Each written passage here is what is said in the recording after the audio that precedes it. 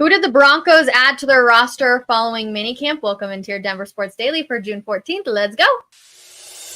Taking you through your morning headlines, it's Denver Sports Daily with Rachel V. Hill.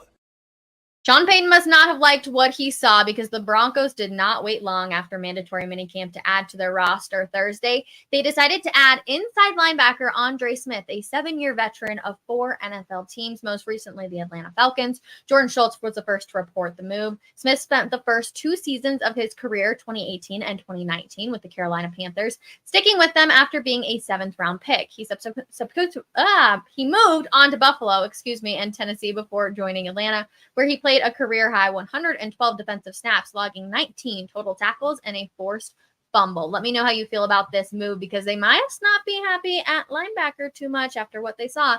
Again, very fascinating, just the fact that this all came together so quickly, but maybe it was in the process even before. All right, the Chiefs, they received their Super Bowl championship rings on Thursday night at a red carpet ceremony in Kansas City. The team shared a video showing off the rings, which include 529 diamonds, 38 rubies, 4 Lombardi trophies, and a playbook diagram of the Tom and Jerry play that scored the game-winning touchdown. One we will never, ever forget. Now, of course, some people are asking, this is mainly probably for my girls, but was Taylor Swift there? Well, sort of. The singer is currently in the UK on her Eras tour, but she jumped into the comments on the Instagram live share hosted by Nicole Hardman's partner to congratulate the team. Of course, you can see, yes, congratulations, joining the party from Liverpool. Let's go. Gotta go to sleep. It's so late here. Love you guys. That is so stinking cool. Whether or not you're a Taylor Swift fan, you have to admit having her presence be in the NFL is getting so many women and young girls excited about it. So I'm totally here for it. So yes, love that Taylor Swift is chiming in,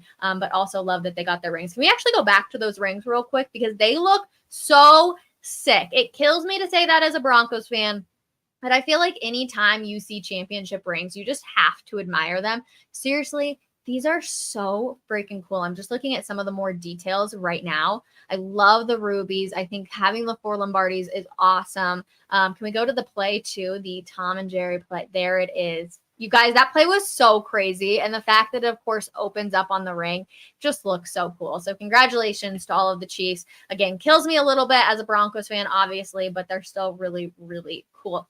We will stay in the NFL, though, as we head on over because Trevor Lawrence will be staying with the Jacksonville Jaguars. NFL Network's Ian Rappaport reported that the quarterback signed a 5-year, $275 million agreement on Thursday, June 13th. Rappaport said that the contract guarantees $200 million.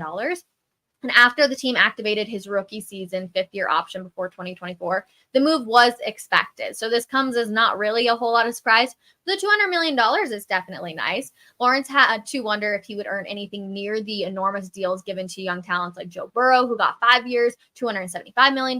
Justin Herbert got 5 years, $262.5 million. And Jalen Hurts. And after the Jaguars drafted Lawrence first overall in 2021, also, doesn't that feel literally like yesterday? It really, really does. And here he is signing his contract extension now to move on and continue to be their quarterback. He was obviously expected to do great things with that number 1 overall pick. I don't want to say he hasn't, but he definitely probably hasn't lived up to it. But you also have to have a good team around you. So I don't necessarily fault Trevor Lawrence. I know he's had a few questionable seasons, but I think you have to have good stuff. And I think the Jags are definitely on their way up. They're one of those up-and-coming teams for sure. Moving to the Saints now. Alvin Kamara skipped out on Thursday's minicamp practice for contract-related reasons. This comes as no surprise. The 28-year-old running back attended Thursday's walkthrough, but left the facility afterwards, according to head coach Dennis Allen. Kamara and the team have been discussing a contract restructure, likely to lower his $18 million cap hit for the upcoming season. He's coming off his worst year as a pro with just 694 rushing yards in 13 games. It's so interesting, and I'm glad the Broncos are not the only team dealing with any of these contract issues right now. You're seeing lots of players, and some of them are getting deals done. Others are not. But seeing that Kamara just literally left practice, he showed up for a little bit. He said, I'll be here for, for the important stuff, and then I'm going home, maybe to play video games, go hang out with his family, whatever. But he said, I'm done after that. So I'm glad the Broncos aren't the only ones dealing with contract issues because, again, any of those stories on the side, they do tend to get out on the field at some point. But, of course, we'll see what the Broncos end up doing with Cortland Sutton, and we'll see what the Saints end up doing with Alvin Kamara. Now, tonight, the Dallas Mavericks. They are facing a near impossible task in the NBA Finals, but Luka Doncic hasn't given up yet. After dropping Game 3 on Wednesday, Doncic told reporters, "It's not over until it's over. We just got to believe." Mavs fans might have a hard time keeping the faith, though. No team in NBA history has overcome an 0-3 deficit to win the Finals. In fact, no team has come back from down 0-3 to win any playoff series in 156 tries. I don't think that they're going to win, if I'm going to be completely honest to you, but I also think that if I'm a Celtics fan, I am 110% rooting for the Mavs tonight. That way we can get Game 5 back in Boston and they can win on their home court. I truthfully believe that is the best way to do it. And I know these guys, they're probably done. They're exhausted. They're like, I don't care where we win. But as a fan who got to be there for the Nuggets being able to win, I look back now and I was like, I cannot believe they let Miami win a game.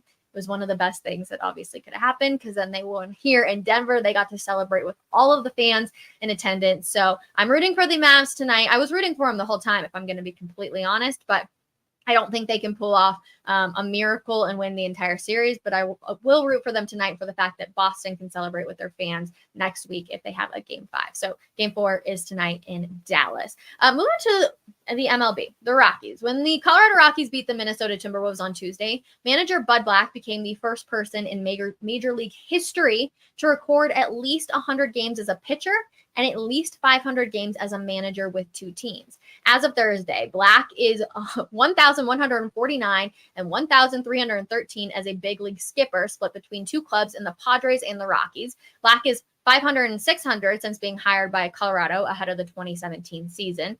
I still don't know exactly how you can have a losing record and still be getting contract extensions, but I'm not over there at Coors Field, I guess. And then after 9 seasons with his hometown club in San Diego from 1981 to 1995, the left-handed pitcher had a 121-116 record, with the bulk of his career being in Kansas City for the Royals. Black also picked up wins with San Francisco, Cleveland, and Toronto. He now only needs 35 wins to pass Clint Hurdle as the club's all-time winningest manager, a benchmark that might occur at the end of this season.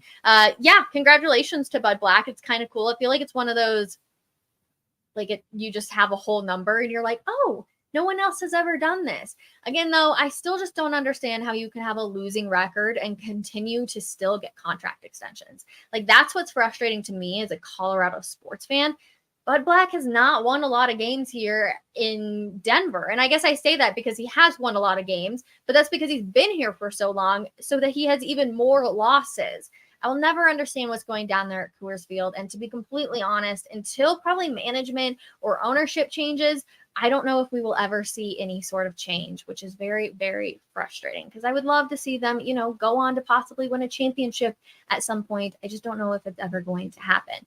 Now, one team that is very close to winning a championship, that would be the Florida Panthers. They are just one win away from hoisting the cup after winning Game 3 of the Stanley Cup Finals on Thursday.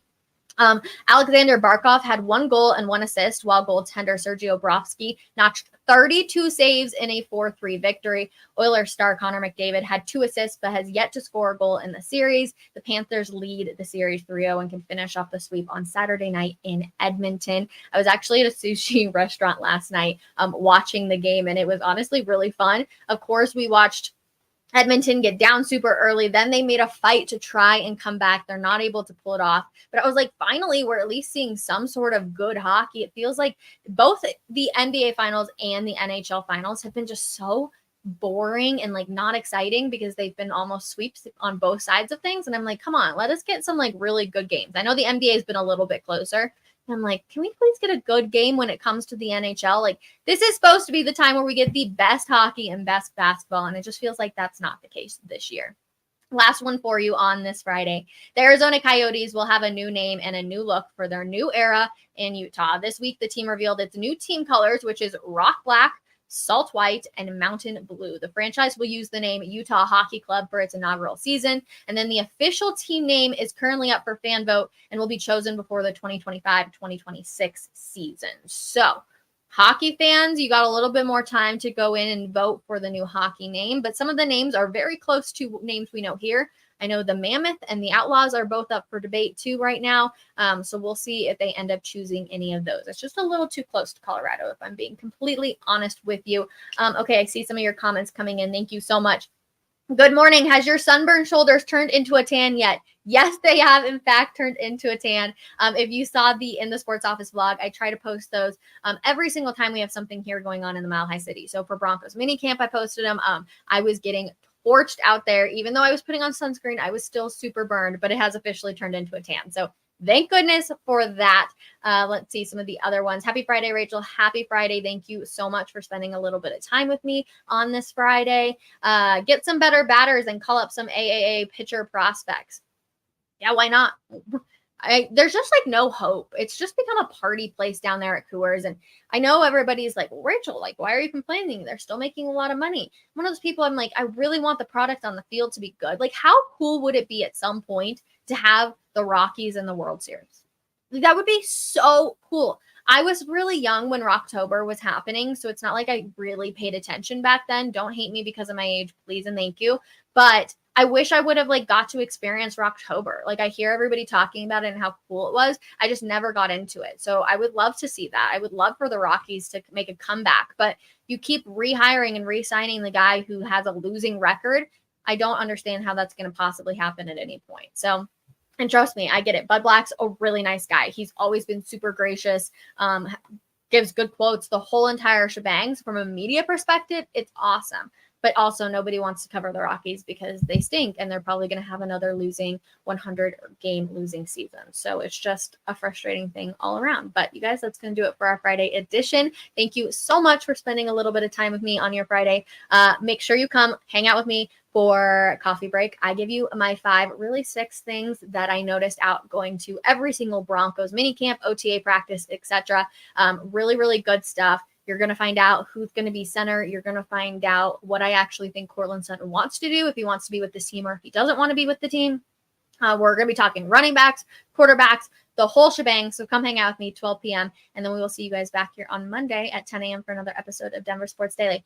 Love you guys so much. Have a great weekend and we'll see you then. Bye.